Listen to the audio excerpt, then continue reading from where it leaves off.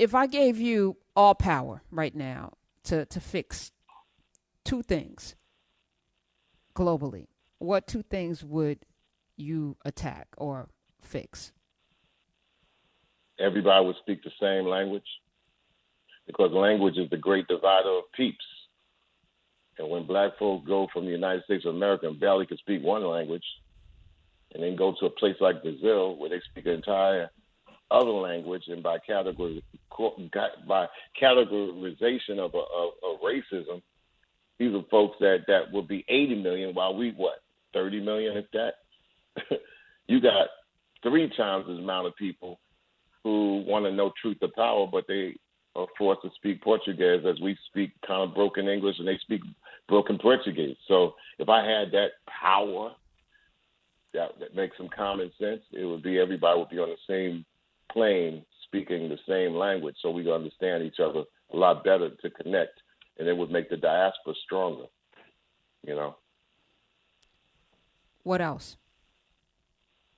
Well, number one, you know, that big building on the east side, on the East River in Manhattan, how long has that building been obsolete? You could before the fear was holding a mirror up to the United States of America for its hypocrisy, slavery, and crimes, especially the black folk and our indigenous people here, mistakenly called the Indian. And they were at least kind of fearful of that building called the United Nations. Well, over the last 20 to 30 years, the United Nations, that building might as well be turned into condos. It's been deemed obsolete. And you got tyrants running around with no acknowledgement whatsoever other than the country they're from. But before, in the 60s and the 50s, coming after the Cold War and the other wars, so to speak, people realized that they had to tell the civilians of the planet that, you know, these governments were for somewhat the people and had to keep the world in shape as opposed to destroying it. Well, what holds these countries in check? Where do they all meet up? Where do they all actually know that they got to come in and check their national egos at the door, their international egos at the door? There is no place. There used to be a sort of like the premise of a place or the illusion of a place right there in Manhattan on the eastern side, around 42nd Street, called the United Nations. If I had that power, that place, that building and what would be inside it would not be irrelevant to the rest of the planet. It would actually have some kind of power. I mean, you think about Malcolm X bringing a case before them against the United States of America. That can't happen today. That shook a lot of situations in their boots, no matter where they was at. And Malcolm, you know, bringing the noise right uptown. You know, 100 blocks uptown, coming right down to the United Nations. That distance between those 2 points, when he covered that distance, that struck fear in the powers that be at that particular time. You're talking mid-1960s. So whether they constructed the United Nations to actually have power or put up the illusion of power, the fear was that people would see every single nation using it as the okie doke. But Malcolm was serious about taking it to that building and holding it up as a mirror. Yeah. And as you're bringing that up, I'm thinking about the 8 minutes and 46 seconds that the world saw because we were all COVIDed inside watching George Floyd take his last breath and cry for his mother, his dead mother, and cry for his life. It sparked something globally. It wasn't just an American thing. It wasn't just black people looking at something. You saw protests in Germany and in Great Britain and France and Switzerland. You saw all over the world, there are people that are having a knee on their neck, figuratively, literally. And there was a commonality. There was an awakening throughout the diaspora that something is happening. And now we seem to be like going, you know, it's just a matter of time. Someone was saying when they start playing basketball again, it's a wrap. But I think that there is a global understanding that, like you talked about, that building that has no teeth, that building that's irrelevant, the United Nations, that in every nation, you brought up Brazil. There's oppression in Brazil and horrors happening in Brazil and Venezuela. I mean, not Venezuela, the Philippines and all over the country, all over the world. And there's no place to go. So I feel like there's something that's going to happen. But the disconnect that people don't know what's going on there is what leads to the disconnecting of the diaspora, or the lessening of what they think the diaspora is as a threat. Just it being on its own 2 feet. The diaspora is everything to me as a black person who has traveled the world, not as thinking that it's just a privilege. Like, I didn't go around looking at my passport as only a privilege. I kind of also looked like the nerve that I got to carry around these damn freedom papers, and now the government has the authority to tell me where I can and where I can't go on this planet. And especially now when they just say, all right, for safety reasons, we're going to lock everybody down for a year. Okay, that leaves, conspiracy theories to run around rampant.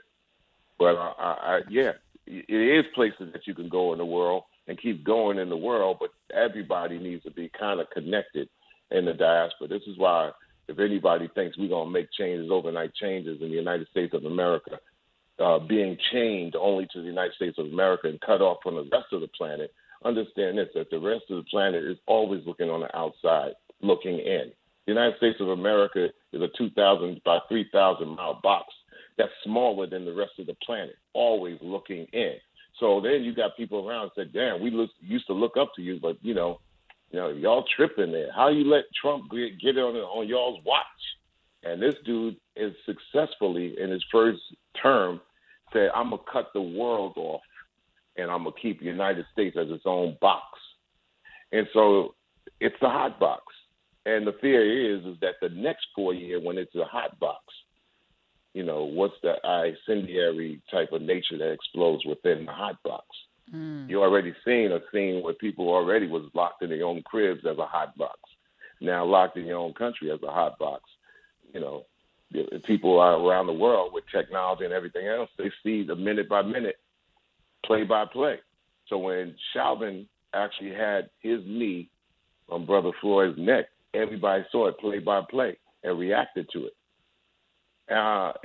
Some of the ways of the United States of America, as a people, I think we should act. We should understand that diaspora is more important to us than the nationality here. Not to say that being a United States citizen is something that you should just downplay like unimportant, but that diaspora is more important. Africa is not more unimportant. It's the saving grace to release you from the chains philosophically. Just have your mind, your senses more correct than thinking that you chained to one box and always going to be there because you were born there and going to die there. I mean, that's just the way I feel. And so when it came down to that atrocity, it basically let everybody else in the world know, like, wow, this is going to happen. This is happening there. We're going to be mad for y'all. How about that? We're going to be mad for y'all. Best country, 116 countries. We're talking with Chuck D. Best country to be free. The best place you've been to where you felt 100% yourself and free. I don't look at the world like that, Kara. The whole damn world is ours. North, south, east, west. Yes, I favor the Southern Hemisphere. I've had the best times, and I had the best arrangement of folk I like in Africa, South America, and also, like in South Pacific and Australia, New Zealand, and all that. I've had the clearer times there. But that doesn't mean like it's a better place than anywhere else on the whole planet. The whole key that I consider myself an earth descendant, I think culture, I think music sets us to be free as a universal language, to make sure that we can share our ideals and all our similarities and knock the differences to the side. And governments like to split up, categorize, classify you into a little box. And that's just the way it is, and that's the way that they are. And white supremacy leads into that.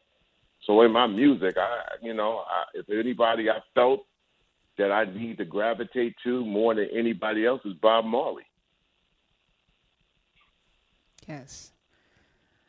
All right. We have to make this a semi-regular thing, Chuck D. I know this is your first time on this show, but I know you want to slap me. You want to slap me, right? No, I know. I want to hug you. I want to kiss you. I want to love on you because we need more conversations around these things. And as I said, before you got here, this is about truth finding, And we don't none of us have all of the answers, but we get them collectively. The answers, we have them all when collectively we come together and ask the right questions. And this is what this journey is about. I believe, Karen Hunter, that youth is leadership, but youth is not youth. And I think when we say youth, we're disrespecting, we're downsizing that power. I believe is when somebody feels that they're grown to 18 years old in the United States of America, they send their asses off the war to die. So adulthood starts at 18. They want to make it start at 16 and 15 as consumers. At 21, you have somebody who's been schooled enough to actually damn near almost lead a county or lead a city.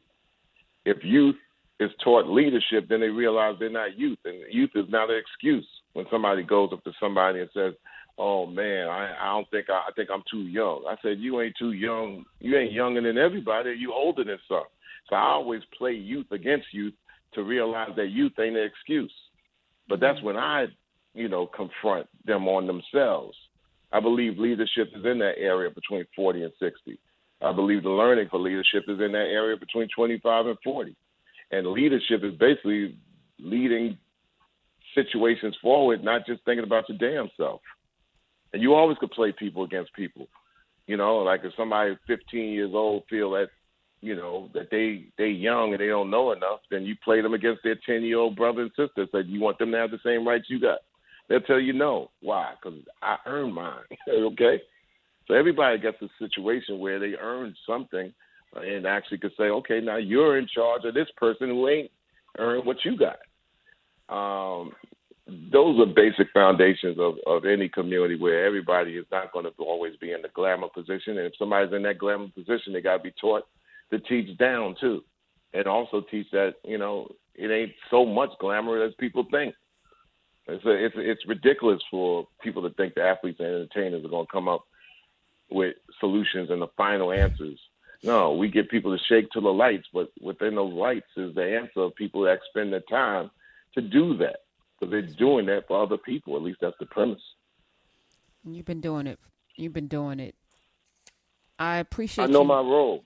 You do, and you play it. You play it to perfection, and you also inspire other people to do the same. And I just want to give you an open seat at this table. Anytime you want to drop in and talk about anything, you can come here, Chuck D, anytime. Cool. I admire your show. I admire everybody listening to your show. And I admire everything that you do, Karen Hunter, just to be able to add some light. Everybody can add some light, Absolutely. So that's that. Thank you. Chuck D, y'all. Mr. Chuck D, follow him. He'll be back. I promise that. I'm going to make sure. Drag him in here.